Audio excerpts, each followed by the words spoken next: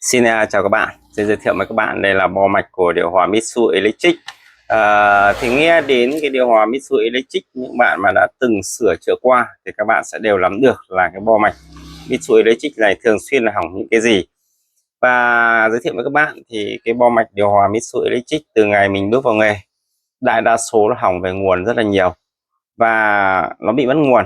Như một số các dòng bo mạch khác thì mất nguồn thì có thể do dao động, một số thì do những lĩnh vực khác, nhưng riêng dòng điều hòa Mitsu Electric này mất nguồn lại đại đa số là do IC nguồn.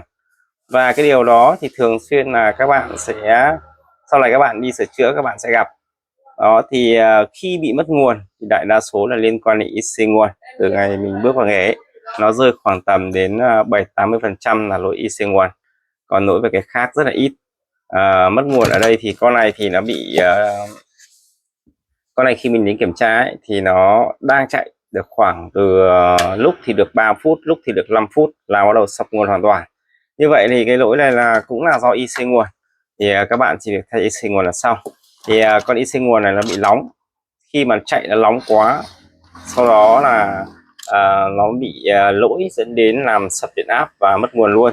Thì các bạn lại tắt áp đi, các bạn bật lại, hoặc là các bạn chờ một lúc thì các bạn lại bật, thì các bạn chờ một lúc các bạn bật thì thấy máy lại chạy bình thường, nhưng mà cứ chạy được vài phút thì ngắt. Có một số con thì nó chạy được khoảng từ có thể 10 phút 15 phút, nhưng mà có một số con thì bật lên tí là tắt luôn. Và nếu như con IC nguồn hỏng hẳn thì bật nó sẽ không lên. Và đại đa số cái bệnh nguồn ấy nó đều thuộc về IC nguồn, cho nên là với mỗi người thợ sửa chữa thì thường các bạn sẽ phải tích con IC nguồn dành cho dòng điều hòa Mitsu Electric này, bởi vì chúng ta sẽ thường xuyên thay thế IC nguồn là chính. Như con này thì mình bấm, mình cắm điện này, cắm điện xong thì ở đây thì mở nguồn nó vẫn lên bình thường, các bạn tắt nguồn mở nguồn nó vẫn lên bình thường. Và khi mà các bạn cắm không như này, thậm chí các bạn cắm cho nó một cái quạt, thế nhưng mà các bạn có cắm thêm quạt thì nó cũng vẫn cứ chạy. Về nhà các bạn test thì có thể thấy nó chạy bình thường, nhưng nếu như đã xảy ra cái hiện tượng mà cứ chạy vài phút thì ngắt ấy, thì chúng ta cũng sẽ lại phải thay IC nguồn đi nhá. Các bạn, một số bạn ấy thì rất cẩn thận. Chúng ta thay con IC nguồn này, các bạn sẽ kẹp thêm một cái tấm nhôm tản nhiệt vào cái mặt sau của con IC nguồn này, giúp cho IC nguồn có thể hoạt động được tốt hơn. Nhưng mà các bạn có thể thay một số con IC nguồn với công suất lớn hơn thì chúng ta cũng không cần phải thay tấm tản nhiệt. Để nó hoạt động được lâu dài hơn thì các bạn nên thay những cái con IC là có công suất lớn hơn. Hiện tại thì con này nó là con top 242IR. Ở đây thì mình cũng có một số cái con linh kiện, thì mình cũng có con top 242IN, nhưng mà con này của mình thì nó công suất nó sẽ lớn hơn một chút.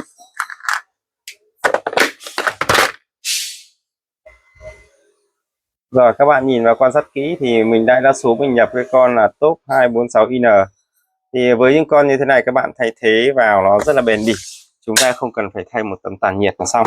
Thì con điều hòa này các bạn dù có cắm điện, các bạn cắm đến 15-20 phút, khi test không tải thì nó lại chạy có thể rất là bình thường, nhưng các bạn lắp lên máy nó chỉ chạy được trong vòng vài phút là ngắt, thậm chí có khi được nhiều lắm thì được khoảng chục phút.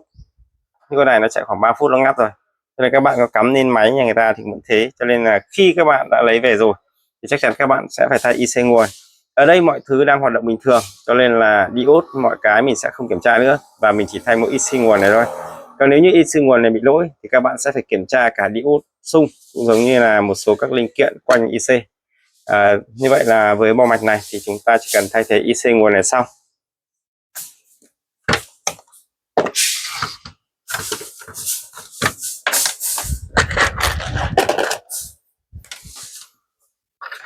Các bạn tháo bỏ con IC nguồn cũ của nó ra.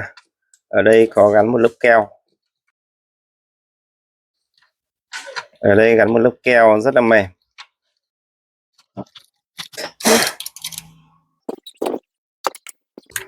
Thế thôi, với điều hòa Mitsu Electric thì các bạn sẽ loại bỏ cho mình cái con IC nguồn đi là được.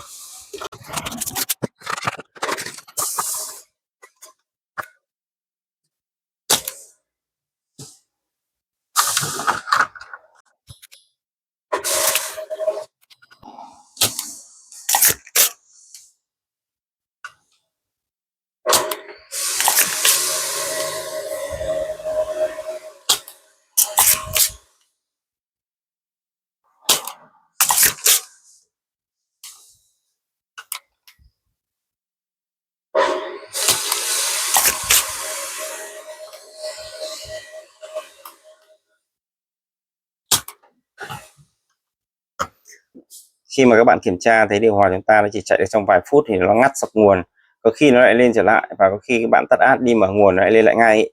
Thì những cái bệnh đó thì đại đa số liên quan đến IC nguồn, và các bạn sẽ cần phải thay một con IC nguồn khác. Còn về nhà các bạn cắm có thể nó chạy rất là bình thường, nhưng mà khi mà có phụ tải vào nó sẽ dẫn đến hiện tượng lỗi là chạy ngắt.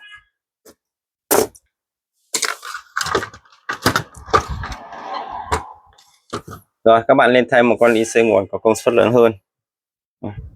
Ở đây như các bạn nhìn thấy là con IC nguồn cũ chúng ta là sử dụng là top 242IN, chúng ta sẽ nên thay vào một con nó công suất là lớn hơn là top 246IN.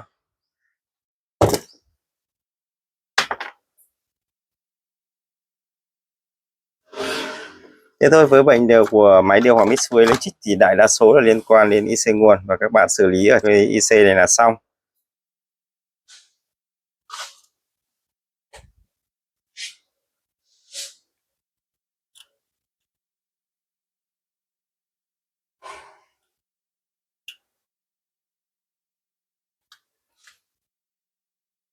Nếu như các bạn muốn nó chạy được bền bỉ hơn thì chúng ta lên ốp và phía sau lưng một tấm tản nhiệt bằng nhôm vào đó.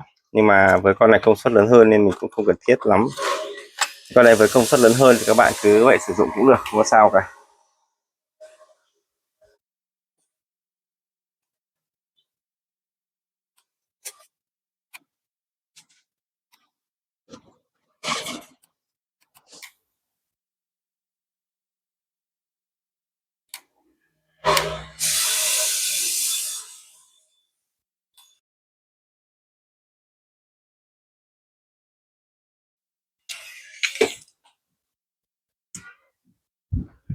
Rồi, như vậy là chúng ta sẽ phủ vào đó một lớp keo. Ở đây thì sau khi thay xong thì các bạn cũng cắm thử điện xem lên nguồn hay không. Thực ra cái bệnh của dòng điều hòa Mitsui nó chỉ có vậy thôi. Các bạn cứ thay IC nguồn đi là cũng giải quyết được phần lớn của cái ban bệnh là mất nguồn rồi.